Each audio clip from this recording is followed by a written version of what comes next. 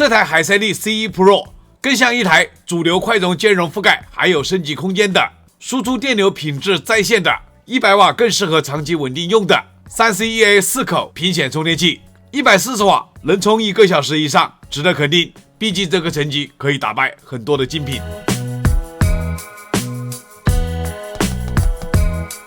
各位朋友大家好啊，今天我手上這個是深圳海賽力出品的 C1 Pro， 一台標稱140瓦的氮化鎵多口充電器，它主打3個關鍵詞 PD 3.1 的28伏5安 3C-EA 多口分配，以及還有一個會說話的屏幕。但規格好看不等於真的能打，本期測試我們重點盯3件事：140瓦單口滿載能不能穩住，溫控會不會及時介入，第二就是手機兼容性及多口策略怎麼走，第三文播效率，这些電子發燒友不看會睡不着的硬指標。測試是為了了解這個產品，數據說話，結論放後面。咱們先開箱看外觀。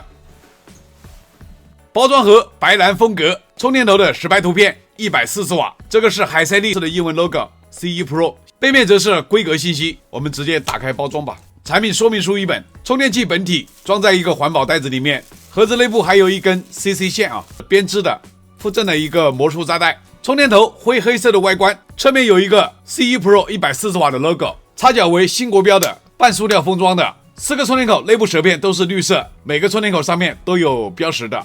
屏幕部分貼了一張膜，觸控部分有點狀紋理圖案，下面則是海赛力的英文 logo， 線材為編織設計，兩端有海赛力的英文 logo， 充電口端子應該是合金材料啊。充電器連包裝盒一起重量387克，連線材一起重量315克，單充電頭272克，單線材43克。充電器高度71毫米，寬度為72毫米，連插腳的高度88毫米，充電器厚度36毫米。線材合金殼體的寬度為10毫米，厚度為5.6毫米，高度19毫米，線材的直徑4毫米，整根線材的長度是1.5米，多了15毫米左右。充電器上電，默認顯示功率界面，長按是選擇屏幕顯示的方向，輕點的話我們就可以切換顯示界面，依次是主功率界面、溫度界面和4口功率界面。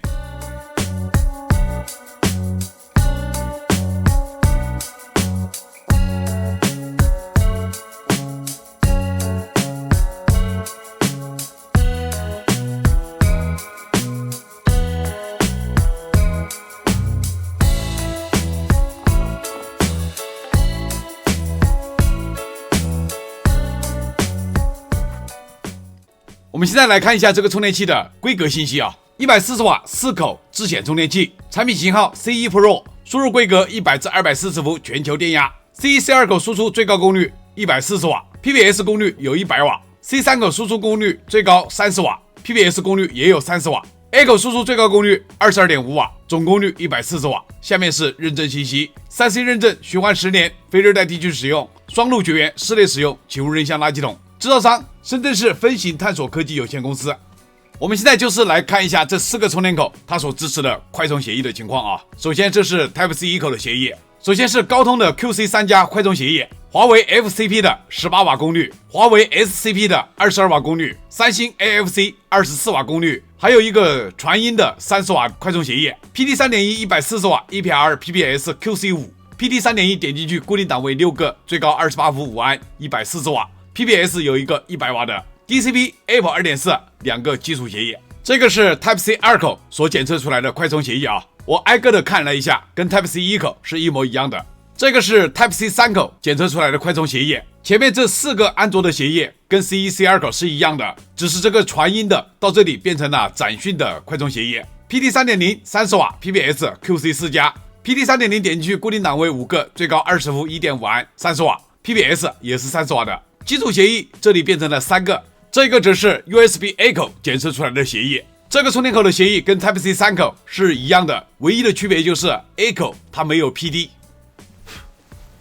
協議檢測完了，我們現在就是來驗證它的手機快充兼容性首先從米家的設備開始 ，Type-C 1口走的是 PD 固定檔位 ，Type-C 2口同樣是走的 PD 固定檔位 ，Type-C 3口可以啟動 PPS 快充，真實功率在22瓦左右。我們用這一部手機來驗證一下4個充電口的 SCP 協議。Type-C 1口啟動超級快充，功率在21瓦左右。Type-C 2口同樣啟動超級快充， C3 口同樣啟動超級快充 ，A 口的話就不用說了哦，肯定是超級快充。這樣的設置的話，榮耀的百瓦 PBS 肯定是沒戲的。這部手機為藍廠的 NUO10，我們用它來驗證一下百瓦 PBS 能不能啟動啊。Type-C 1口啟動了百瓦的 PBS， 真實功率可以跑到80瓦左右啊。Type-C 2口同樣啟動百瓦 PBS， 功率也可以跑到80瓦左右。Type-C 3口一樣的啟動 PBS 快充啊，功率在20瓦左右。因為 C3 口的 PBS 設定功率就比較低。我們用這一台綠廠的能支持 PBS 又可以支持融合快充的手機來看一下它的兼容性啊。Type-C 1口啟動的是 PBS 快充，真實功率可以跑到25瓦左右，這個是啟動了33瓦的檔位。Type-C 2口一樣的啟動的 PBS 快充，真實功率也可以跑到25、6瓦。C3 口同樣啟動 PBS 快充，真實功率可以跑到21瓦左右。這個充電頭對於藍綠廠新款的設備 PBS 兼容都還是可以的。如果是老款的藍綠廠的手機，它沒有融合快充，要注意一點。三星 Note 10加，我們看能不能啟動快充 2.0。Type-C 1口啟動快充 2.0， 可以啟動的話就是支持 PBS 快充的啊。Type-C 2口也是快充 2.0。C3 口顯示的是超快充電啊。從前面的兼容性測試，我們看到它支持藍廠的100瓦 PBS 和綠廠的33瓦 PBS， 榮耀的 PBS 它是不支持的。所以說我們實際充電就採集藍廠和綠廠的2個 PBS 的充電數據。首先是藍廠的100瓦 PBS 數據採集，目前這個手機的電量是 2%， 我們開始充電。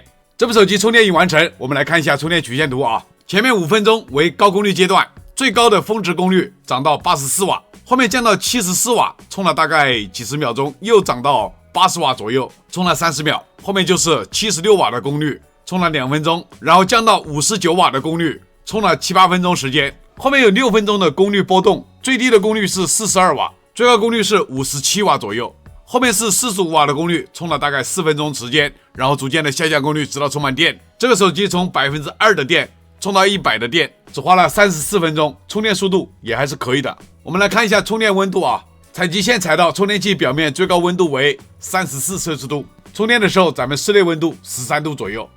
這部綠廠手機電量還有 5%， 我們採集 PBS 33瓦的充電數據，從 C1 或者 C2 口來採集，因為 C3 口它的 PBS 功率偏低一點。這部綠廠手機充電已完成，我們來看一下充電曲線圖啊。這個 PBS 曲線起始功率是25瓦，充到 85% 的時候功率是27瓦，功率稍稍有一點點低，然後逐漸的下降功率，充到 95%轉為5伏的涓流充電。這個手機從 5% 的電充到 100% 的電，一共花了1小時07分鐘，這個速度符合33瓦 PBS 的充電速度啊。我們看一下充電溫度，最高的溫度為36攝氏度，測試的時候咱們室內溫度14度左右。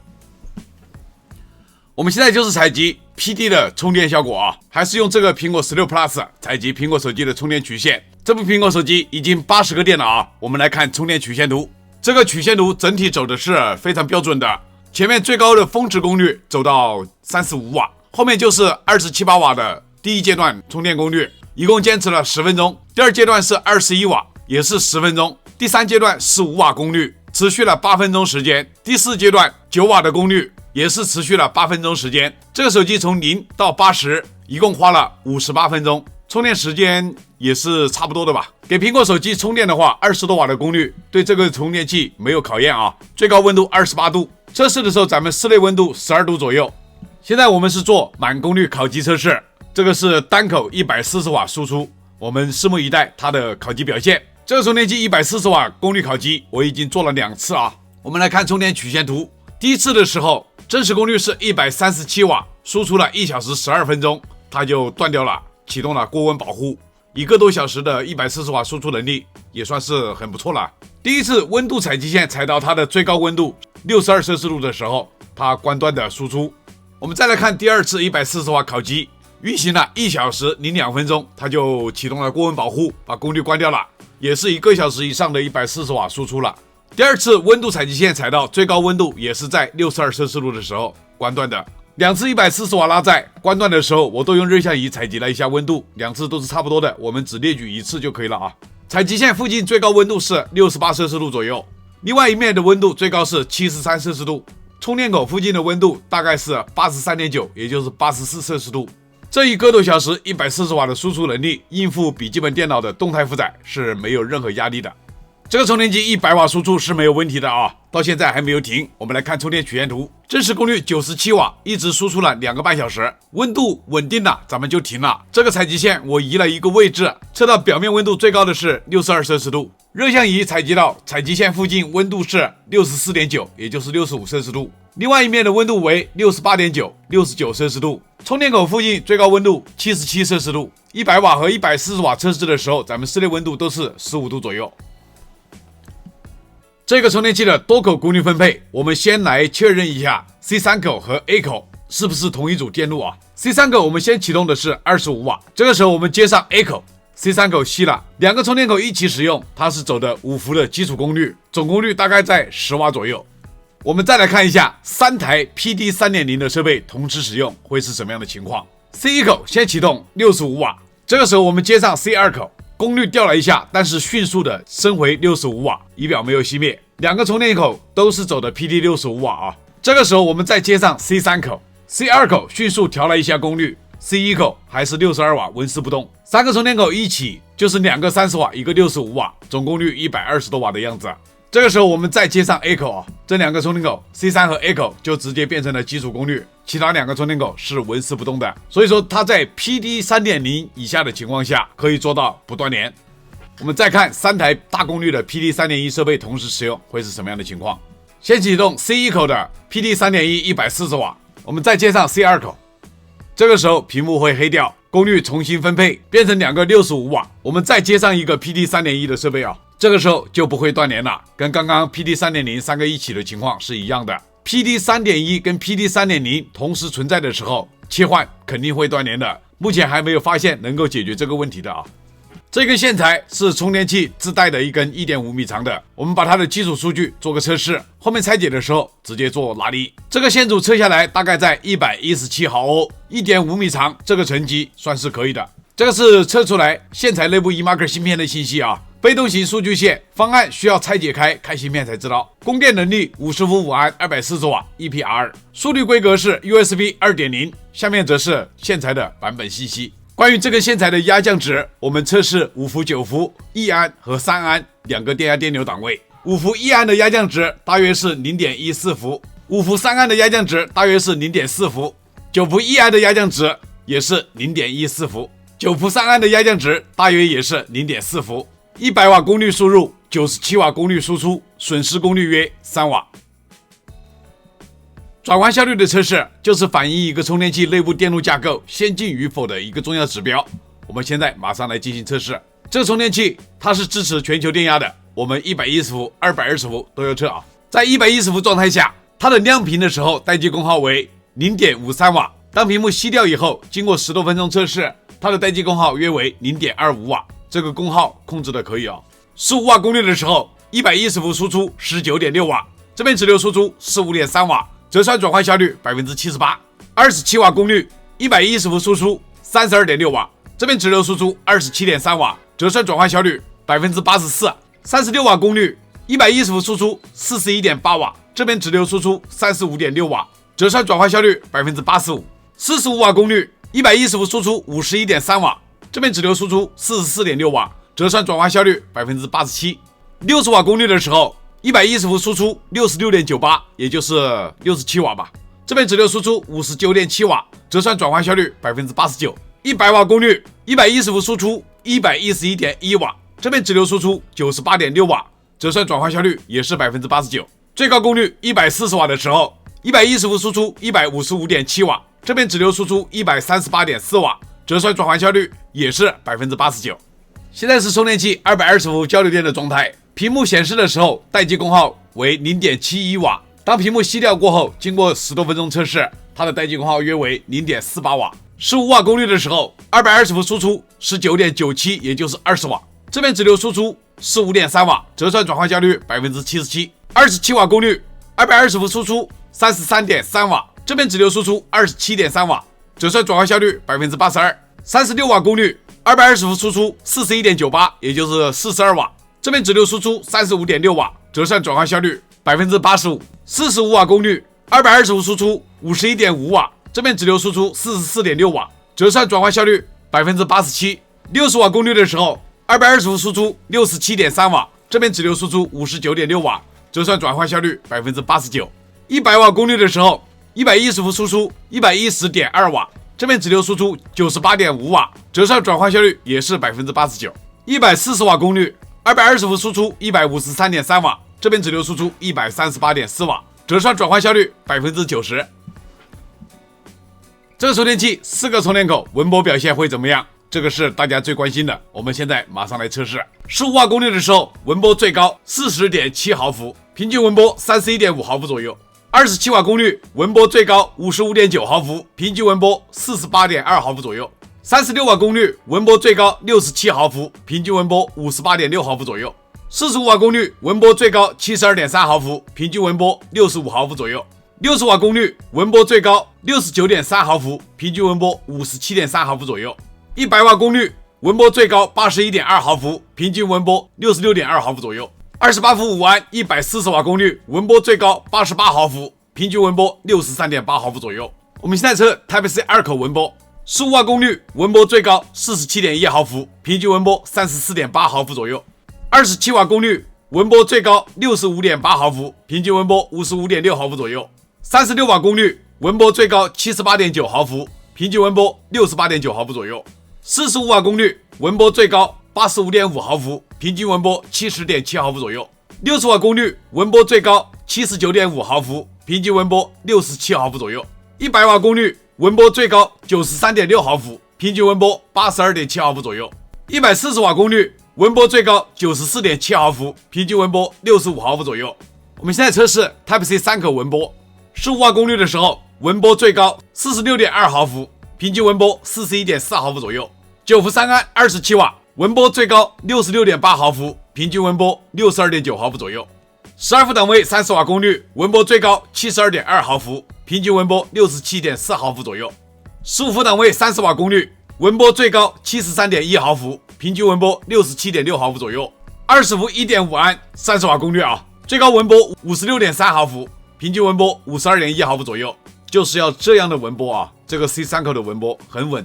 我們現在測試 A 口的溫波，15瓦功率的時候，溫波最高 37.7 毫伏，平均溫波 35.1 毫伏左右。9伏2安18瓦功率，溫波最高的時候 49.4 毫伏，平均溫波 46.4 毫伏左右。12伏檔位 1.5 安也是18瓦功率溫波最高的时候 56.1 毫伏，平均溫波 50.7 毫伏左右。兄弟們，測試片到這裡，這台海赛力 C1 Pro 140瓦4口充電器的測試表現，我們來做個總結。首先來點出它的兼容性雷點，4個充電口全部都有華為的 22.5 瓦，但這也帶來了一個取捨PBS 榮耀100瓦無法啟動 ，C3 口能夠兼容米家的 PBS 快充，藍綠廠的新款 PBS 全部都可以支持，但是老款或者依賴融合快充的要謹慎一點。三星這邊兼容快充 2.0， 說明這台140瓦它更偏向主流 PBS 的通用路線，但是華為 SCP 4個充電口全覆蓋這個小 bug， 希望廠家後續可以做改進。再看手機的實測 ，vivo 的 PBS 100瓦峰值最高功率可以到80多瓦，充電過程可體溫度最高34度。OPPO 的33瓦標準的 PBS 充電曲線，可體溫度36度。蘋果16 Plus 也能跑出標準的4階段充電曲線，峰值功率可以到35瓦，充電過程可體溫度最高28攝氏度。從3種充電曲線看出，它在主流 PD、PBS 場景下的功率執行和策略表現是穩定的，不是那種曲線亂跳、體驗割裂的產品。烤機、效率、溫波表現能扛，也會按照安全邏輯收尾，能把140瓦穩穩的輸出1個小時以上，其實已經很不錯了因為不少競品在30-40分鐘就開始掉功率了。100瓦烤機說明它的長期舒適工作區更偏向這個檔位，適合長時間桌面掛載。效率方面，110伏息屏待機 0.25 瓦，亮屏 0.35 瓦，平均效率 85.6%。220伏息屏待機 0.48 瓦，亮屏待機 0.71 瓦，平均效率也是 85.6%， 屬於同級別合格偏上水平。溫波這一塊，4個充電口都控制在100毫伏以內，這個成績值得肯定1毫秒實際下 ，C3 和 A 口最穩定，說明它的輸出濾波和環路控制做的是比較好的，屬於工程上靠譜的那一類。總的來說，這台海赛力 C1 Pro 更像一台主流快充兼容覆蓋還有升級空間的輸出電流品質在線的，100瓦更適合長期穩定用的 3C-EA 4口平顯充電器，140瓦能充1個小時以上，值得肯定。畢竟這個成績可以打敗很多的精品。測試為了了解，才是為了真相，認真車載客觀輸出。我是離火車載，非常感謝各位兄弟們一直以來的支持和鼓勵啊！有你們的陪伴，才有我一直拆下去的動力。這期視頻謝謝大家觀看，咱們下期視頻再見。